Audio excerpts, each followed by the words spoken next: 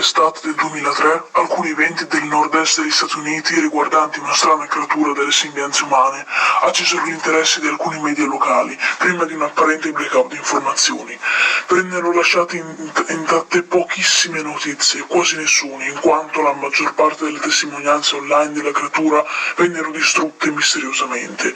Principalmente nella zona rurale dello stato di New York, presunti testimoni raccontano storie dei loro incontri con una creatura di origini sconosciute.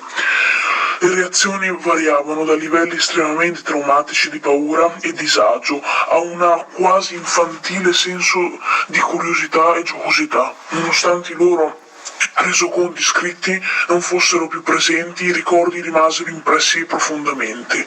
Molte delle persone coinvolte hanno iniziato a cercare delle risposte quell'anno. All'inizio del 2006 erano state trovate circa 2 dozzine di documenti datati tra il XII secolo e i giorni nostri, sparsi in tutto il mondo. Nella maggior parte dei casi le storie erano identiche. Sono stato in contatto con un membro di questo gruppo e sono riuscito a ottenere qualche stralcio del libro che stanno per pubblicare. Ecco alcune testimonianze. Il diario di un marinaio, 1691. È venuto da me mentre dormivo, sentivo qualcosa ai piedi del mio letto. Ha preso tutto, dobbiamo tornare in Inghilterra. Noi non dobbiamo tornare mai più qui, sotto richiesta di Drake. Poi, testimonianza del 2006. 3 anni fa ero appena tornato da una vacanza alle cascate del Niagara con la mia famiglia. Il 4 luglio eravamo veramente stanchi dopo una lunga giornata di viaggio, quindi mio marito e io mettemmo i ragazzi a letto e siamo andati a dormire. Verso le 4 di mattina mi sono svegliata pensando che mio marito si fosse alzato per usare il bagno. Colsi l'attimo per sistemare la coperta, ma così facendo lo svegliai. Mi scusai e gli disse che credevo si fosse alzato.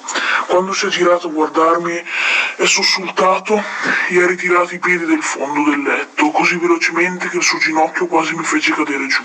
Quindi mi ha afferrata e non ha detto niente. Dopo qualche secondo, ad abituarmi al buio, riuscii a vedere cosa causò la strana reazione. Ai piedi del letto, seduto, e che ci dava alle spalle, c'era quella che sembrava un essere nudo, un grande cane senza pelo di qualche tipo.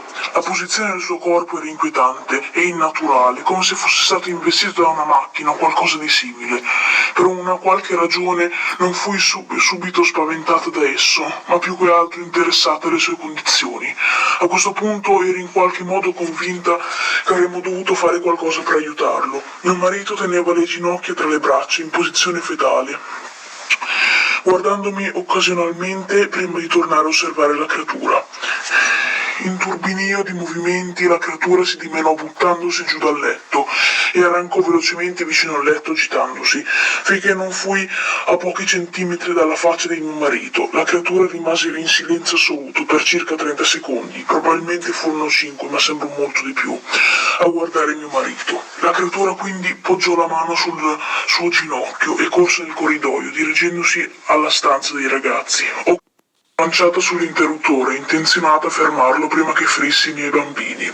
Quando sono uscito dal corridoio, la luce della camera da letto era sufficiente a vederlo accovacciato e ingobbito qualche metro di distanza. Si è girato e mi ha guardato direttamente, coperto di sangue. Ho acceso la luce e ho visto mia figlia Clara. La creatura è corsa giù per le scale, mentre io e mio marito ci precipitavamo ad aiutare nostra figlia. Era ferita gravemente, parlò solo un'altra volta nella sua breve vita, disse. Lui è Derek. Mio marito finì in un lago con l'auto nella notte, mentre portava nostra figlia all'ospedale. Non sopravvisse. In una piccola città le notizie girarono parecchio veloci. La polizia ci diede aiuto all'inizio e anche il giornale locale fu molto interessato. Comunque la storia non fu mai pubblicata e neanche i telegiornali locali se ne interessarono mai. Tante sono le testimonianze a riguardo, ma la vera domanda è: esiste questa creatura? E se sì, siamo noi le sue prossime vittime?